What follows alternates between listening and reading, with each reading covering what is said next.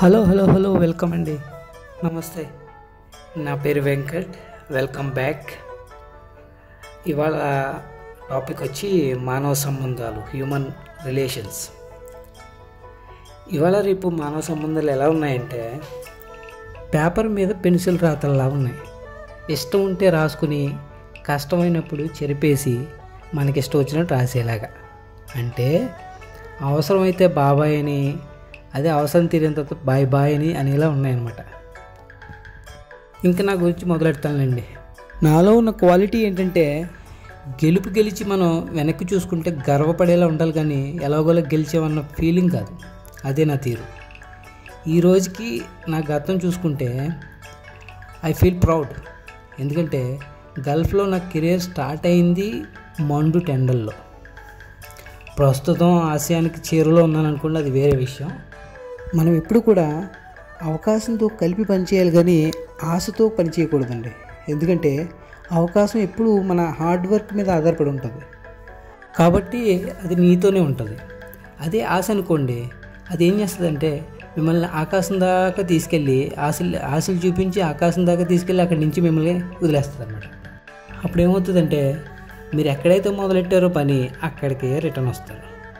So ఇప్పుడు ఇదంతా ఎందుకులేండి, ఇక మన అసలు విషయానికి వద్దాం.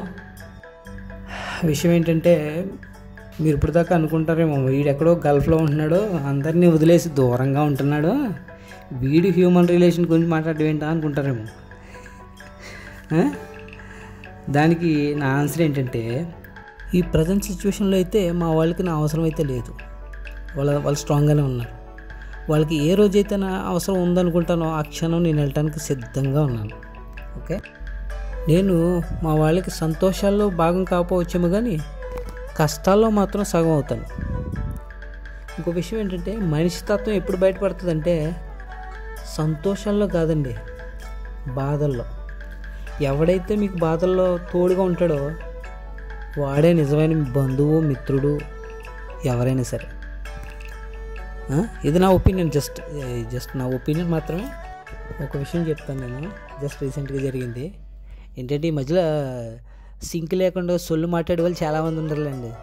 ఒకదానికి సింక్ ఉండదు, ఏయో సామెతలు చెప్తూ ఉంటారు, సొల్లు సామెతలు. నేను అటువంటిది కాకపోయినా జస్ట్ ఒక రీసెంట్గా కూడా జరిగింది చెప్తాను. ఏంటంటే మదర్స్ డే రోజుని నేను ఒక షూట్ చేశాను, చిన్నది, మదర్ గురించి. ఓకే, మా వైఫ్ నన్ను అడిగింది, అదేంటి ఇది లలిత్ అంటే మా అమ్మాయి వాళ్ళ అమ్మ కోసమా లేకపోతే మా అమ్మ కోసమా మీ అమ్మ కోసమా?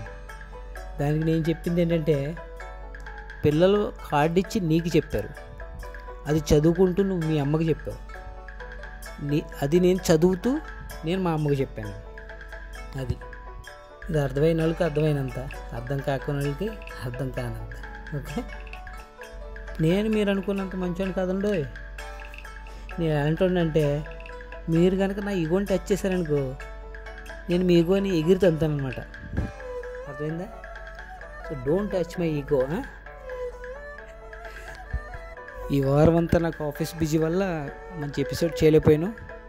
నెక్స్ట్ వీక్ మంచి ఎపిసోడ్తో మళ్ళీ వస్తాను, విత్ మంచి టాపిక్తో టచ్ చేస్తాను మిమ్మల్ని అందరినీ 1 by 1. Okay, so thank you so much, thank you very much.